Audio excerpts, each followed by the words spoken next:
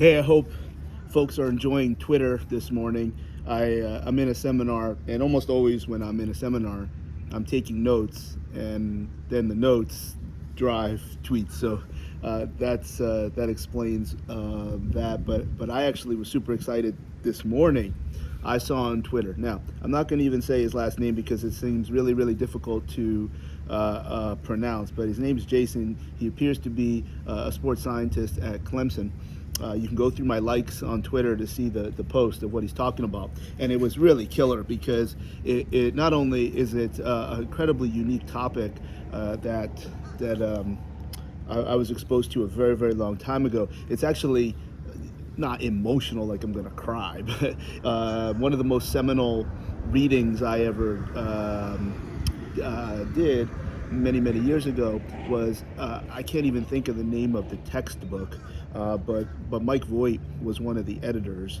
I think it was published in 2006, or at least whatever that copy was.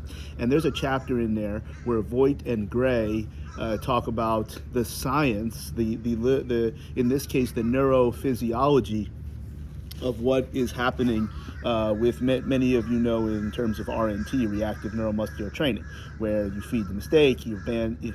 I like to coach it like, okay, hey, listen, we're going to talk to your knee with this band, and if your knee says he wants to go all the way over here, let's see how you like going over there, and obviously you activate in the antagonistic direction. The cool part is that you don't really have to tell the person what to do, and you're certainly not communicating a specific muscle, etc. So anyway. In that chapter, Voigt talks about 3 layers of muscle contraction speeds, and they're labeled M1, M2, and M3. And this explains a lot of things as we go back to Jason's tweet as it relates to ACL tears.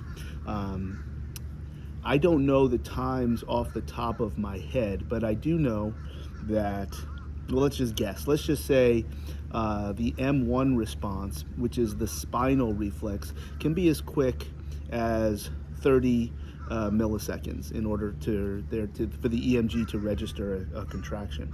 So obviously the spinal reflex can only be elicited in certain ways, most of which are unfortunately noxious. I'll tie that back in because whole body vibration actually can elicit a contraction that fast. Now that's a whole nother topic because there's actually very few safe and effective whole body vibration platforms. I'm not even going to entertain, can I use this one? No, the answer is probably no. If it goes up and down, or if it's vertical, and if it doesn't go into certain frequencies, it's a piece of junk. Been there, done that. Anyway, M1 response might be like 30 to 80. M2 response would be be elicited through RNT, which is different than a spinal reflex. That's a different reaction. Like if I shove you and you brace, that's an M2 response, which could potentially still be under 100 milliseconds. An M3 response is like that, where and that's 120 milliseconds. I can look up, but I really wanted to talk this through. ACLs tear in less than 100 milliseconds. And what the sports scientist Jason was discussing, which is something that I thought could be a support for whole body vibration many years ago, was that no matter how mechanically associated a movement pattern or a specific muscle's contraction is, as it relates to what we think is happening when a ligament tears, you can't possibly train that model to contract faster than how the ligament tears. And his point was like, there's a lot more than just biomechanics. And it also is fairly consistent with that. I don't know that there's a whole lot that is a knockout blow in terms of ACL limitation. Again, his point is certainly very well taken, that biomechanics are not everything. And it was really funny to me because he had a bunch of subtweets, and you've heard me say, like, yeah, let's see how your little glute medius works on that. And he actually says something like that. It's like, you can train your glute medius to do so much, but if it's contracting at speeds that are slower than that take longer than 120 milliseconds, the ACL already tore. And I just thought that was a really, really significant piece. Now what do we do about that? I don't know that those speeds of contractions are trainable to exceed or be under certain levels. I don't know that answer. But it was really interesting. It's the first time I've ever seen somebody discuss that, where, and it even goes back to the first time I was exposed to it. It wasn't Voigt who was describing the speed of the ACL contraction. It was another source. And then I remember I've seen these times before, and you draw those links together.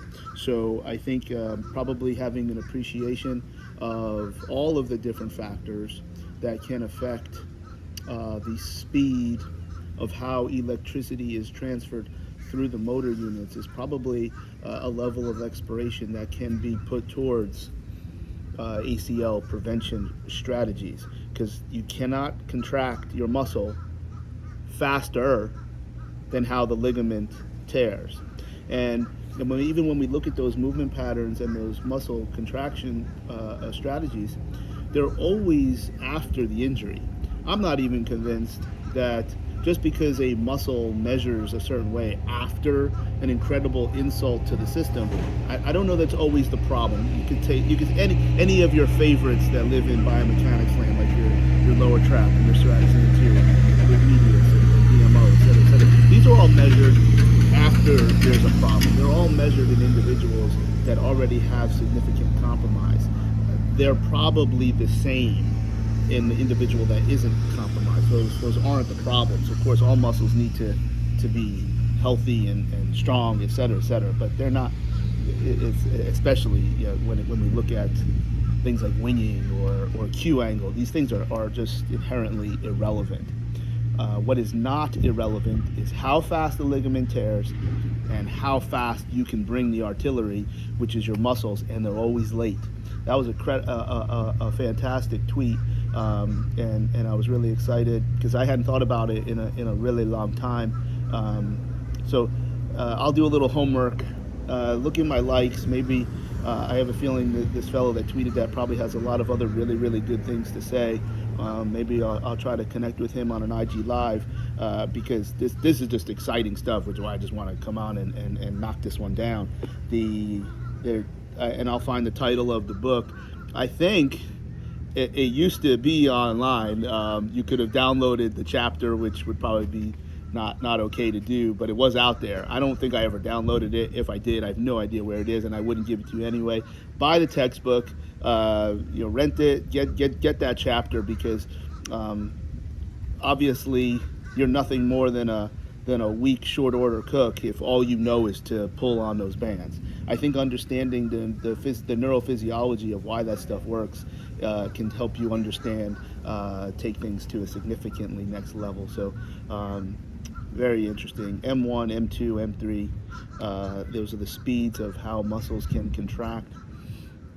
And the volitional training that we would use probably is not fast enough to solve how quickly these ligaments tear under significant load. So hope all that makes sense. I'm at IMG in Bradenton for this seminar here. So I'm gonna look around because we're on the west side of Florida. That actually is closer to Alabama.